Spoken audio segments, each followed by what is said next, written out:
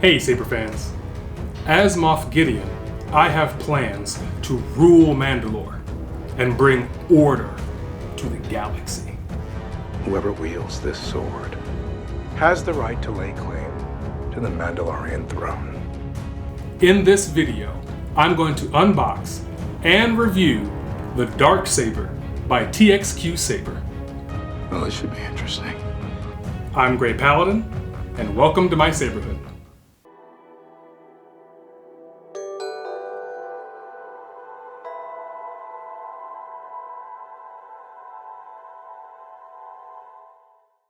My channel is based on Star Wars, lightsabers, reviews, cosplay, and live stream discussions. If at any point you'd like to skip around to see something more specific, please use the chapters in the description. If you enjoyed this content, you could really help this channel out a lot by giving this video a like. And I would love to have you join my Saberhood by clicking that subscribe button. Which at this time involves your cooperation and benefit.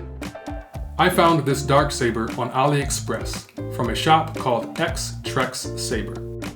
I recommend ordering directly from TXQ's official store.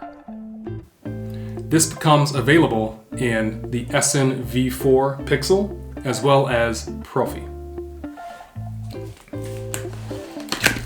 I have several videos up on me putting together my Moff Gideon cosplay. The Darksaber is just one major accessory that I will need to go with that cosplay.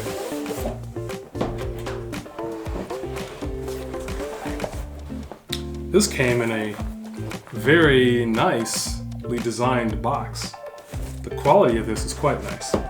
It has a display stand box, as well as a toolkit box. Looks like the saber is in the middle here with the blade on top. Everything's in bubble wrap and protective foam.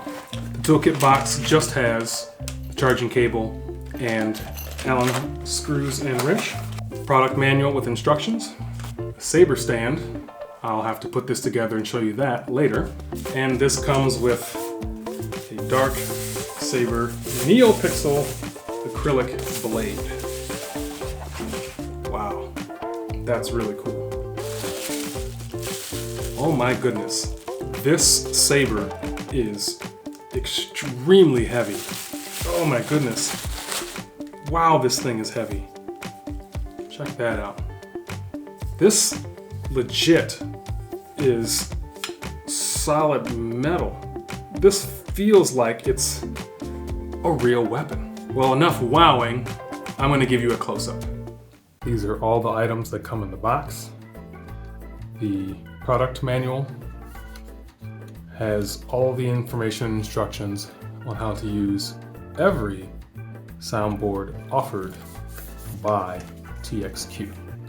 The toolkit comes with a USB-C recharge cable, 2 sets of Allen keys, one for retention screws and the other for the retention screw that removes the electronics core, as well as several retention screws. The blade, this is 32 inches.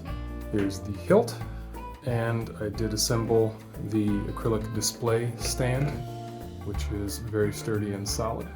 From the tip of the emitter, which is right here, all the way down to the base of the pommel, not including the D-ring, this has a length of 12 inches, exactly 1 foot. I measured 2 diameters. Since the hilt is shaped more like an oval, from the top to the bottom here vertically, that is 1.5 inches. And then the side is 1.2 inches. The guard right here that protects your hands from the top edge here to the bottom point here, that's 3.5 inches. Has a blade depth of 3 inches. The resonance chamber for the speaker is quite small, but the speaker is very loud, and that is right here. That's 0.8 inches. And it is vented. There's 3 old vents that you can see straight through. This hilt is very heavy, as I stated before. This weighs 1 pound 15 ounces without the blade. So that is almost 2 pounds. That's pretty heavy for just a hilt. It legitimately feels like a real solid weapon. Because it brings power. You can see here, this is a kind of a thinner aluminum, but the hilt itself almost feels like steel. I mean, it is just ridiculously heavy. You've got these clear windows here that shine through so you can see the base of the blade when it's lit. And that portion of the blade is right here. This goes into that hilt. But since it's white on these two edges here, that will shine through those windows. Note the detail that's on here. All those lines here and here. You've got the silver aluminum there. This grip here is solid metal. It's two tones. So you have the gray with the black.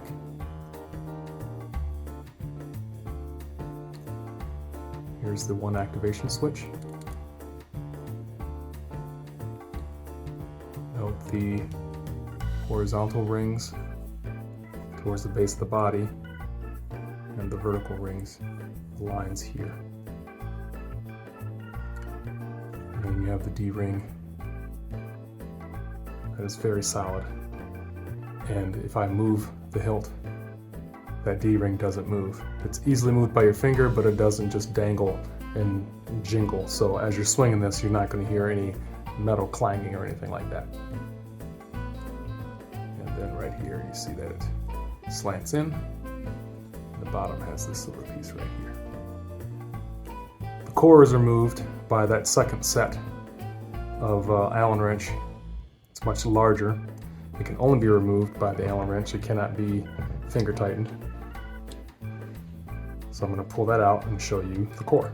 Once you remove the retention screw, there's also a bezel, triangular shaped bezel that sits there as well. And then you can just very easily slide out the electronics core. Here you've got the 18650 rechargeable lithium-ion battery, the USB-C recharge port. This is only recharge, not data. If you want to make changes to the Saber, you can use either the Bluetooth app or remove the SD card that's here located in the soundboard. And then here are the data points that connect inside the hilt to transfer all the data into the Saber. The speaker is going to be right here. You can see the contact points. And then this point here, the pommel, that's weighted. So if you're holding it, you can feel all the weight pulling down on this side. When you insert, there's this ridge here, and that allows you to line up precisely with the hilt. So you can't put this in the wrong way. It just won't go. You have to line it up there for it to slide in. Give it a slight push, then you can feel those pogo pins lock into place, and then retighten the retention screw. Place the bezel first, and then the screw itself. All the Saber needs now is to wake it up out of deep sleep. You do that by doing a long press of the activation switch, and then it will boot up. Power on. Now the Saber is ready to be activated.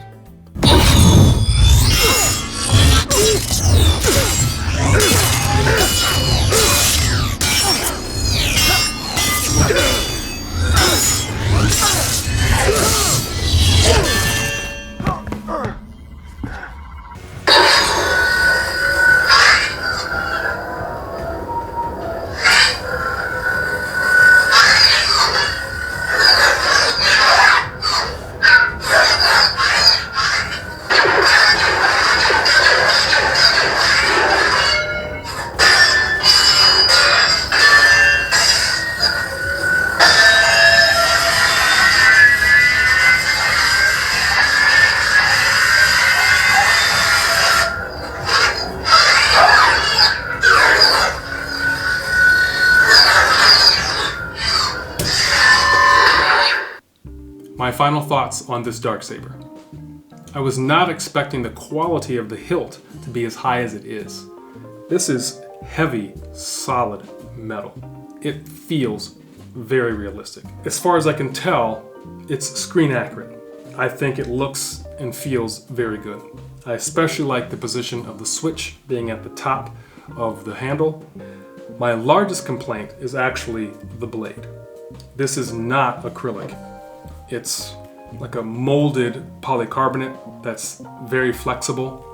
So I have to emphasize, do not duel with this blade. You cannot duel with this blade.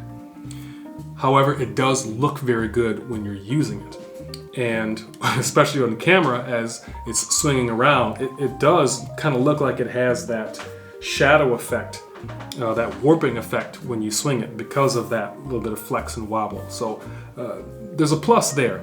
But as far as feel and wielding the saber, it's not very good. It's only seated in the hilt by 2 retention screws at the top of the blade. It wobbles front to back, it teeters because it's only seated by those 2 retention screws, one on each side at the top. I would feel more comfortable if there was a second set of retention screws towards the bottom. That way I would know that it wouldn't rock when it's seated inside the hilt. I think the overall quality of the entire package is great. The saber stand, the acrylic saber stand, it holds the saber very nice. I think it looks cool on there. You can have it vertical or you can lay it on its side, horizontal. And either way, it's going to look good and it holds it very well. This is not going to fall off or anything like that. Hanging it on the belt is going to put a lot of weight on my belt and sagging it down. But I do like this hilt. It looks great, and I have it because of the cosplay, and this just takes it to the next level, especially being as realistic as it looks. So I hope you enjoyed this video. Please leave comments down below if you have any questions or thoughts about this Darksaber. And if you enjoyed this video, please let me know by giving this video a like. And of course, I'd love to have you part of my Saberhood by clicking that subscribe button, and click the bell if you want to be notified of all of my future content. I will continue to develop my Moff Gideon cosplay, and of course, this Darksaber will be a part of it.